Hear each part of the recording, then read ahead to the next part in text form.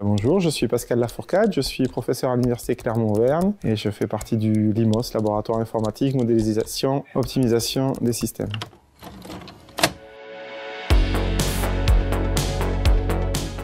On est à l'aube d'une grande révolution. Première révolution dans la cryptographie, c'était l'invention justement de RSA dans les années 70, qui était le premier chiffrement à clé publique. On a eu une deuxième révolution en 2009 avec le premier chiffrement homomorphe, et là on vit la troisième révolution de la cryptographie moderne, qui est le passage à la cryptographie post-quantique. Donc la cryptographie, c'est l'art de cacher des messages, et donc l'objectif c'est de rendre les messages incompréhensibles pour assurer une communication sécurisée entre deux personnes.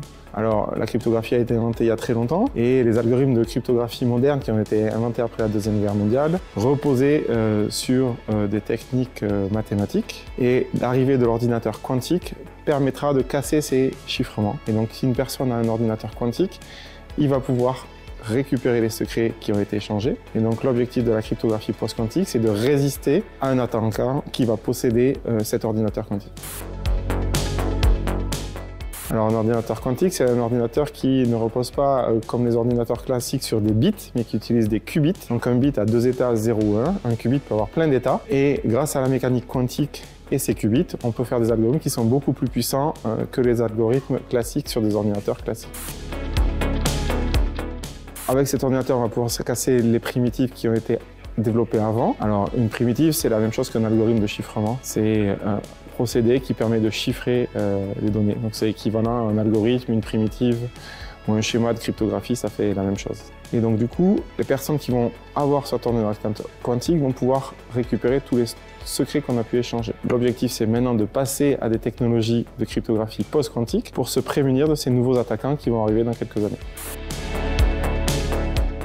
La question qu'on a besoin de savoir, c'est est-ce que les données qu'on va échanger ou posséder peuvent être connues de tous. Si c'est le cas, on n'a pas besoin de cryptographie. Mais par contre, si c'est des données confidentielles, sensibles, il faut se prémunir d'un attaquant qui va vouloir chercher à vous les voler, à les récupérer.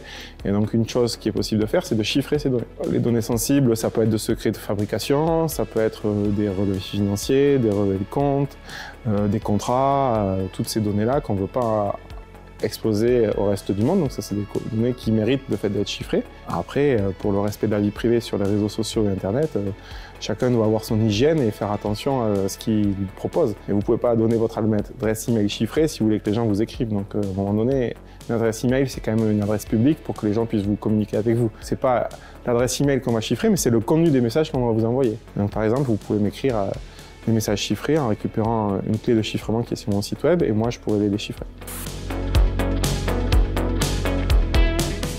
Alors, il y a plusieurs acteurs qui ont commencé à s'intéresser à ces questions depuis plusieurs années.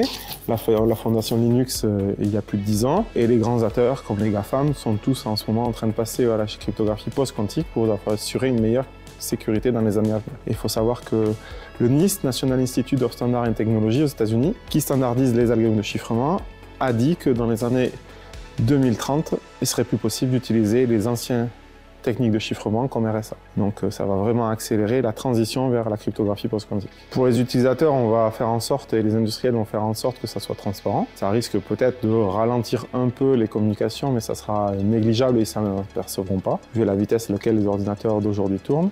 Par contre, pour les industriels de l'autre côté, il faut qu'ils mettent à jour tout leur logiciel, qu'ils refassent leur développement en intégrant ces nouvelles primitives.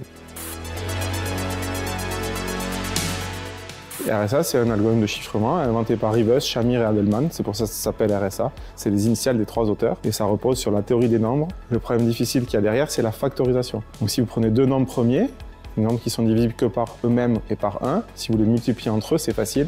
Par contre, si je vous donne le produit de ces deux nombres, c'est très difficile de retrouver les deux nombres premiers. Et c'est ça le problème de factorisation qui est maintenant cassé par un algorithme quantique. Donc avant, on utilisait RSA et maintenant, on va utiliser par exemple Kyber ou HQC, qui sont des nouveaux algorithmes qui sont différents, qui marchent avec des nouvelles fonctionnalités mathématiques et de nouveaux problèmes mathématiques.